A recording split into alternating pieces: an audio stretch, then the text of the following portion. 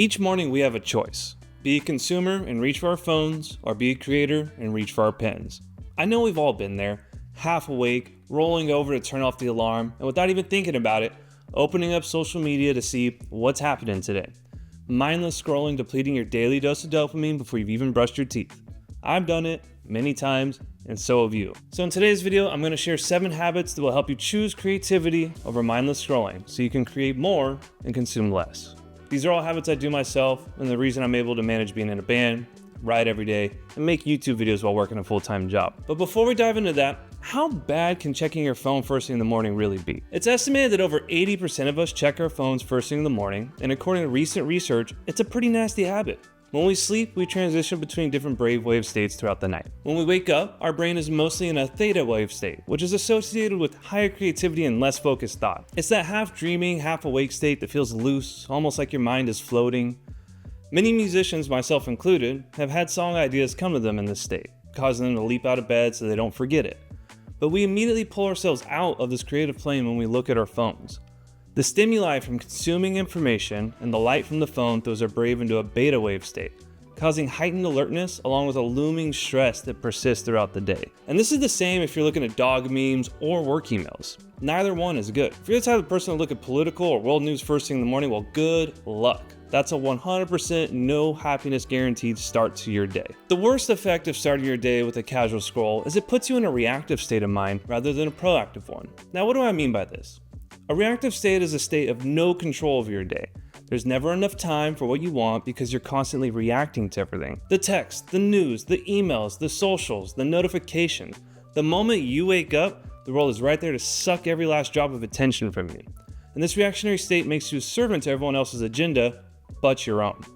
You're constantly trying to catch up, but like some twisted episode of Black Mirror, it never ends. It reminds me of my favorite objection. I don't have enough time. You don't have enough time because you give it all away. The solution is to live a proactive life. The proactive lifestyle, we can avoid all this nightmarish doom spiraling by choosing not to expose ourselves to the world first thing in the morning. Instead, grab your pen and embody a creator's mindset to enjoy some sweet, sweet alone time with just you and your ideas. Choosing to be a consumer less and a creator more will allow you to stop wasting time, focus more deeply, and cut through the noise on social media. So let's dive into the 7 habits to consume less and create more. My mornings actually start the night before with a little bit of planning on my part. And that's the first habit I want to talk about. Plan your mornings the night before. Each evening before I go to bed, I write a short recap of the creative work I did from the day. No more than 3 to 5 sentences, just to briefly summarize what I accomplished, obstacles I faced, and what I intend to do tomorrow. I call it a save point. Just like a video game save point, it allows me to jump right back into the creative game right where I left off. This prevents me from starting the day in a reactionary state where I'm trying to figure out what I need to get done. Instead, I already know. There's crystal clarity on exactly what I intend to accomplish for the day because I already planned it out. So if you want to live a more proactive lifestyle, be proactive and plan your mornings the night before. Habit number 2. Start the day with 5 to 15 minutes of journaling. Instead of reaching for your phone, keep a pen and notebook nearby to grab the first thing in the morning. This takes advantage of our creative theta wave states to allow ideas and thoughts to flow freely from the mind to paper. It also serves as a little replacement for the automatic bad behavior of immediately looking at your phone first thing in the morning. It makes it so much easier to choose to be a creator over a consumer.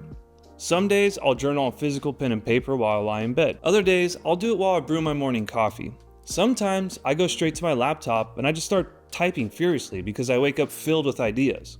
Either way, journaling will allow you to break free from this mindless cycle of consumption and bring you closer to your own thoughts. Habit number 3. Create a ritual for creativity. I have a ritual for my morning creative routine. After some light journaling or during, I brew my first cup of coffee.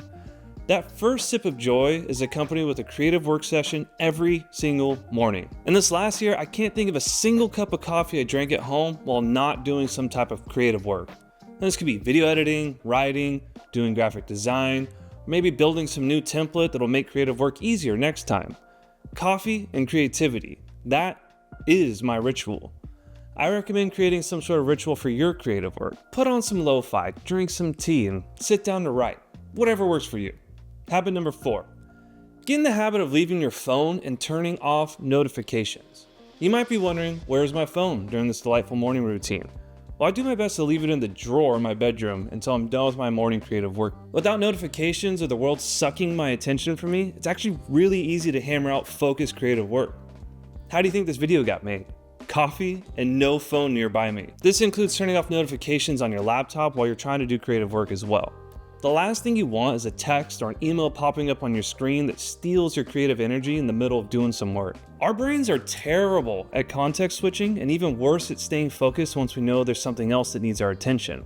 So avoid all this headache by leaving your phone in another room and just turning off notifications. Habit 5. Go for walks. If you think walking is an unproductive use of time, then you're doing it wrong. After some morning creative work, I take my dog for a 30 to 45 minute walk around the neighborhood. It activates the default mode network, which just allows my subconscious to bubble ideas to the surface, and it enhances creativity as well. This is great if you run into a creative block and need some space to chew on an idea. Sometimes I leave my phone at home and just let my mind wander, which leads to a lot of ideas sometimes. But other times, I'll bring my phone and listen to an audiobook or a podcast while I take notes. It's a nice way to kill 4 birds with 1 stone. I get to learn, stay healthy, generate ideas, and I give my dog a good life. I can't think of any other habit that accomplishes so much with such little effort. And a quick pro tip, if you struggle to write consistently, go for a walk and record yourself speaking into your phone about an idea. When you get home, use your AI voice transcription software of choice and then edit the transcript into something usable. It's a cheat code for overcoming writer's block. Habit 6. Replacement strategies. The average American checks their phone every 12 minutes or around 80 times a day. Again, that old excuse of I don't have time just seems to melt away into oblivion when you realize how much time is just wasted on impulsive checking. The best strategy I've come up with to combat this impulsivity is to make my Notion dashboard or note system the first thing I see when I pull out my phone. That way, when the impulse strikes, I'm looking at my own notes and creative projects rather than frantically searching for social media apps. See, when I pull out my phone, I just have the Notion dashboard or some notes. I don't have anything on that home screen, so I don't be tempted to touch it. And on that note, if you truly want to consume less and create more, the simplest hack to instantly cut back on time wasted is to delete social media off your phone.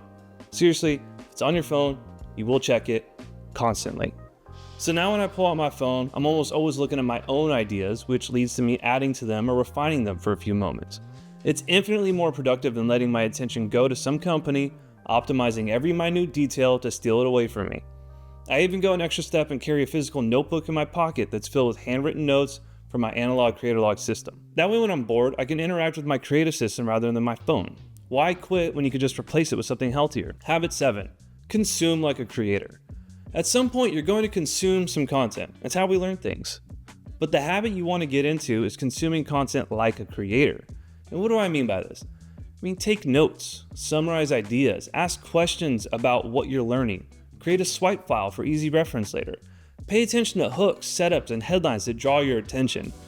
Everything you consume can be used for inspiration for the next piece you're working on, but it requires you to stop being passive and to start being active. To create more, you must be intentional about how you interact with other creators' ideas. I personally use my creative log system every day to be more intentional about how I'm consuming information from other creators. I like to take lots of notes and draw my own insights, and I write them all down in this physical notebook right here. Very handy to have a physical notebook to write down ideas, but you could do this in a Notion dashboard as well. If you like this video, hit that subscribe button. I make videos about productivity and creativity every week so that you can consume less and create more.